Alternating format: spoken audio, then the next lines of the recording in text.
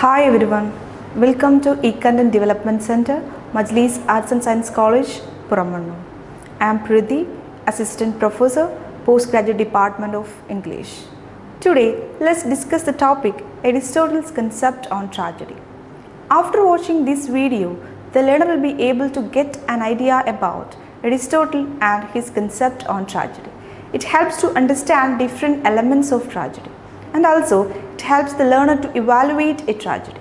Before moving on to the topic, let's have a look into the life of the eminent philosopher Aristotle. Aristotle, the most distinguished disciple of Plato, was born on 384 BC. He was one of the leading figures in ancient literary criticism. Aristotle was the teacher of Alexander the Great. The famous Italian poet Dante Alighieri referred Aristotle in his Divine Comedy as the masters of those who know. Plato referred Aristotle as the mind. The Corpus Aristotelicum is a collection of Aristotle's work that have survived from antiquity through medieval manuscript transmission. Lyceum is a category of educational institution, and it was best known for the peripatetic school of philosophy, founded by Aristotle in 334 BC. Poetics and rhetoric are only two extant among Aristotle's works. Poetics deals with the art of poetry, and it also includes many problems of literature. Rhetoric deals with the art of speaking, so the former attracted greater attention than the latter. He was interested in the areas of ethics, aesthetics, music, metaphysics, psychology, politics, and poetry. The famous work Poetics was the objections to dramatic poetry expressed by his teacher Plato in his Republic. Before knowing Aristotle's concept on tragedy, it is essential to understand the structure and format of the work Poetics. The work Poetics is a treatise of about 50 pages containing 26 small chapters in 6 parts. The first 4 chapters and 25th are devoted to poetry. Then the 5th in a general way to comedy, epic and tragedy. The next 14 chapters are exclusively devoted to tragedy, and the next 2 to epic poetry, and the last to a comparison of epic poetry and tragedy. From this structure, we can understand Aristotle's main concern appears to be tragedy, which in his days was considered to be the most developed form of poetry. So let's have a look on it. What is tragedy? The word tragedy comes from the Greek words tragos, which means goat, and oid, which means song. Literally, it means goat song. In tragedy, the actors dressed in goat skin to represent satyrs. Tragedies were first performed as religious rituals and to honor the gods and goddesses. Tragedy is structured into 4 parts. The first one is prologue. It makes the start of the play.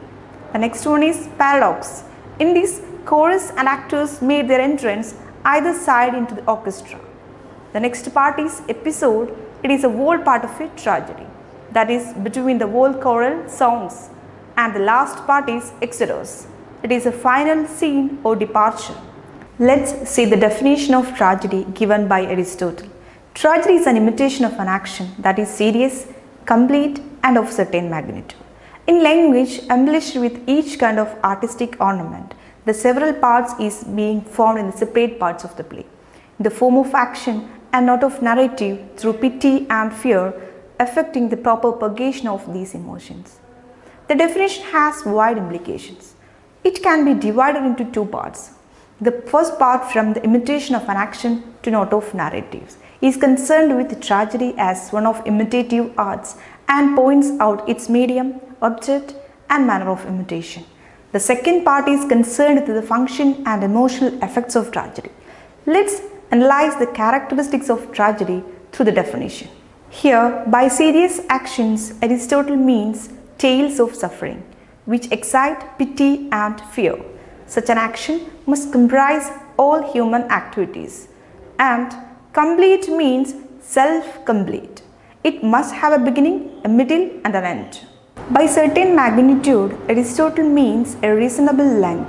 That is, it should be neither too small nor too large. Aristotle says a length which can be easily embraced by memory. if the action is too long, the beginning would be forgotten before the end. And if it is too small, its different parts will not be clearly distinguishable from one another, as in the case of a living organism. Artistic ornaments means rhythm, harmony and sound. There is no hard and fast rules as to where and when they are used. It is depend upon the occasion. They are all designed to enrich the language of the play. The form of action that is distinguishes a tragedy from epic. Speech together with action completes the story. Tragedy should lead the audience to feel sorry and afraid, then only the purgation of emotions taken place. Aristotle used the term catharsis for the word purgation. What is catharsis? Let's have a look on it. The word catharsis was normally used in ancient Greece by doctors to mean purgation or by priests to mean purification. The literary critic Herbert Reed considers catharsis a medical term which stands for purgation. In tragedy, Aristotle uses it as effect of the tragedy on human heart. It means cleansing of the harder passions from the heart by arousing the feelings of pity and fear. In tragedy or in any kind of poetry, the sufferings we witness are like our own sufferings, and hence these emotions find a full and free outlet, relieving the soul of their excess. We are lifted out of ourselves and emerge nobler than before. It is this that pleases in a tragic play. So the emotional appeal is not harmful as his master Plato believed. It is catharsis which transforms disturbing emotions into what Milton calls calm of mind, all passions spent. Then let's discuss the formative elements of tragedy. According to Aristotle, tragedy has 6 constant parts. They are plot, character, thought, diction, music and spectacle. Aristotle categorizes these formative parts into 3. They are media. It includes diction and music. The next category is manner. It includes spectacle, and the third category is object. It includes plot, character and thought. Let's discuss the formative parts one by one. The most important element of tragedy is plot. Plot is the soul of tragedy. To understand the importance of plot, it is better to quote Aristotle himself. For tragedy is an imitation of an action, not of men, but of an action and of life. And life consists in action. We may be prompted to ask whether plot makes a tragedy or character makes a tragedy. To this, Aristotle replies that without action, there cannot be a tragedy. There may be without character. The statement may be strange, for an action issues from character. But Aristotle is very firm. He writes, character determines men's qualities, but it is by their action that they are happy or the reverse. Tragedy is written not merely to imitate men, but to imitate men in action. And tragic plot must be a complete whole. That is, plot must have a beginning, a middle and an end. To know the plot of a tragedy in detail, it is essential to understand the formative elements of a plot. They are peripeteia, anagnorisis and suffering. Peripeteia means the reversal of situation. By reversal of situation is meant very nearly a reversal of intention, a deed done in blindness defeating its own purpose. For example, in Sophocles' play Oedipus Rex, this happens when the messenger shows up from Corinth. The man tries to ease the king's mind by telling him that he is not really Polybus' son. Though the messenger intends only good things with this information, it ends up being the thing that drives Oedipus towards his horrible fate. The wicked irony of this turning point makes it a pitch perfect peripeteia. The other formative element is anagnorisis. It means recognition or discovery of truth. It's where the tragic hero suddenly realizes the terrible truth. In the play Oedipus Rex, Oedipus the king, it happens when the combined testimonies of the Corinthian messenger and the Theban shepherd make Oedipus realize that he is unwittingly fulfilled the prophecy he struggled to avoid. One of the things that makes Aristotle think the play is so great is that the anagnorisis is directly caused by the peripeteia. The words of the messenger are what cause Oedipus to summon the shepherd. The two plot devices are linked by just as the peripeteia leads the anagnorisis directly leads the catastrophe or the terrible suffering. When the truth is revealed, Jocasta hangs herself, Oedipus stabs himself in the eyes and begs to be banished. All these things add up to make Oedipus the king, the gold standard of tragedy. Now let's discuss the divisions in a plot. Every tragic plot has two parts. They are complication and denouement or unraveling. In a tragic plot, complication is meant all that extends from the beginning of the action to the part which make the turning point to good or bad fortune. Then denouement, that is, which extends from the beginning of the change to the end. Both these parts complete the action in a tragedy. Another important factor in a plot, that is its types. According to Aristotle, mainly there are two types of plot. The first one is simple plot and the other one is complex plot. Actions in real life are simple or complex. In a simple plot, there are no puzzling situations that enter into a complex plot. In particular, peripeteia and anagnorisis. In a simple plot, the action moves forward uniformly without any violent or sudden change. Aristotle prefers complex plot.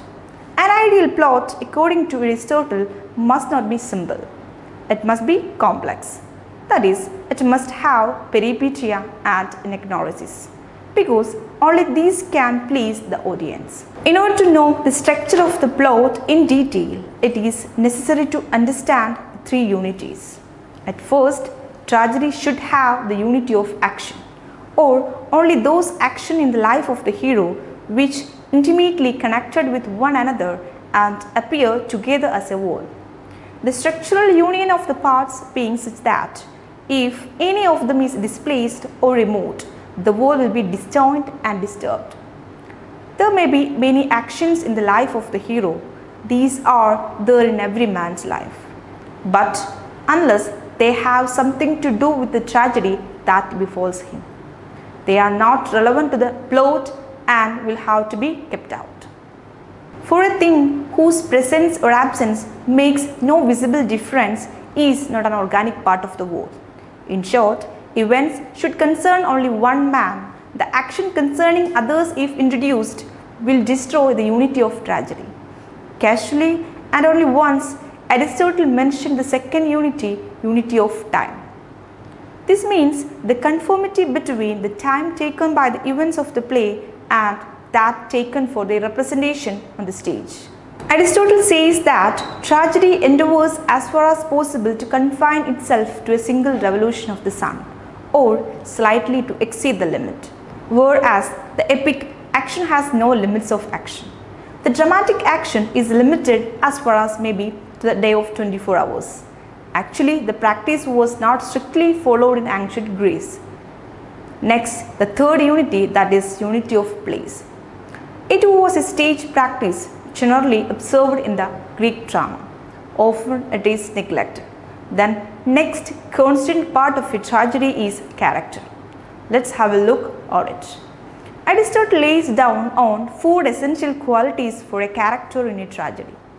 The first one, character should be good, but not too good or perfect.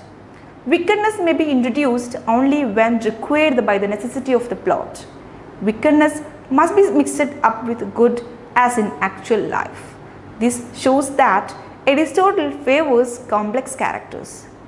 The second essential quality of a character, that is, character must be true and appropriate. True representative of the class or the group to which they belong. That is, they must be true to type or status. For an example, a woman must be shown as womanly and not manly, and a slave must be given a character which is appropriate to his status. The third essential quality of successful characterization is that characters must have likeness. That is, they must be like ourselves. In other words, they must have virtues and weakness, joys and sorrows, love and hatred, like and dislike of average humanity. The fourth essential quality of a character is that characters must be consistent. There should be no sudden changes in character. If the dramatist has to represent an inconsistent person, then he must be consistently inconsistent. The next formative element of tragedy is diction. It is the choice and arrangement of words and images in a literary composition. It is the objectification of thought. It includes ordinary words, metaphors, invented words, foreign terms, borrowed and dialects. The third constant part is thought. It means what a character thinks or feels, and it is the intellectual element in a tragedy. It is the ability of the dramatist to say what is possible and appropriate. The next constant part of a tragedy is spectacle. It is a mode of imitation by which the story is presented on stage before an audience, and it should be appropriate to the theme of the play. It can arouse fear and pity in the spectator. Grand makeup and costumes are used by actors. The tragic character usually wore a particular kind of boots to appear taller. The sixth formative part of a tragedy is music. In tragedy, song is provided by the chorus, and it helps to add beauty to the play. And also, it is a pleasurable addition to the play. The aim or the purpose of this element is please the spectator or reader. Next, let's discuss Aristotle's concept on tragic hero. According to Aristotle, tragic heroes are the key ingredient that make tragedies. Aristotle was the first to define a tragic hero. He believed that a good tragedy must evoke feelings of fear and pity in audience, since he saw these two emotions as being fundamental to the experience of catharsis. Aristotle strictly defines the characteristics that a tragic hero must have in order to evoke these feelings. The hero of a tragedy is a human being of average stature, and he must not be a perfect character, but he must have inherent nobility in him. His fall must be the consequences of a basic flaw in character, which Aristotle calls hamartia. Hamartia means a fatal error or simple mistake on the part of the protagonist that eventually leads to final catastrophe. The ideal tragic hero is a man who stands between the two extremes. He is not eminently good or just through he is inclined to the side of the goodness. One common form of hamartia in Greek tragedies was hybris, that is pride or self-confidence, which leads a protagonist to violate an important moral law. The suffering of a person, which are not proportioned for committing an error of judgment, arouses pity and fear in the audience. Here are some examples for tragic heroes: Oedipus in Oedipus Rex, Romeo in Romeo and Juliet by Shakespeare, Creon in Antigone, etc. So, at the end, Aristotle concludes that tragedy is superior to all other forms. It is highest kind of poetry. It makes people strong. It accustoms people with controlled doses of pity and fear. Through this, Aristotle logically proved that tragedy is superior to all other forms. This is all for the day. Thank you.